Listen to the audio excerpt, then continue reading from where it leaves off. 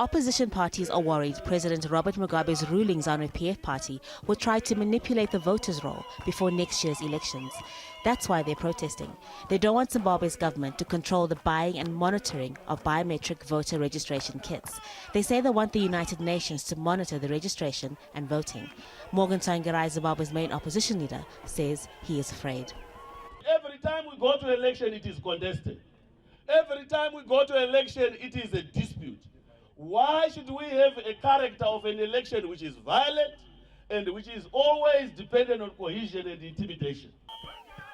The government says it does not need help from the UN and accuses Western nations and opposition parties of trying to bring about regime change.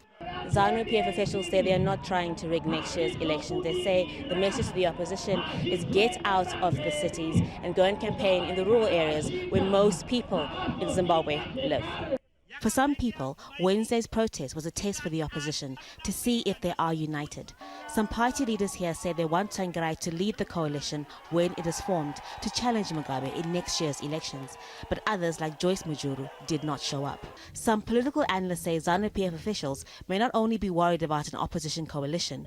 Zimbabwe's leader is 93 years old. The fight to succeed him is dividing the ruling party. I think that the elements in the state, in the civilian bureaucracy, and in the military bureaucracy, that is not supporting President Mugabe's way of managing the transition or managing the succession politics in Zanu. Even though the election is next year, the country is already in campaign mode and on edge. The police say they did not allow people to march through the capital Harare to prevent looting. Opposition supporters were confined to a field on the edge of the city. The protest was also about the economy and high rate of unemployment.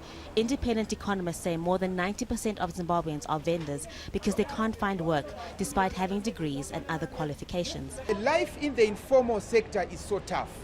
We are suffering from all ends. We are totally between two sharp horns of a dilemma.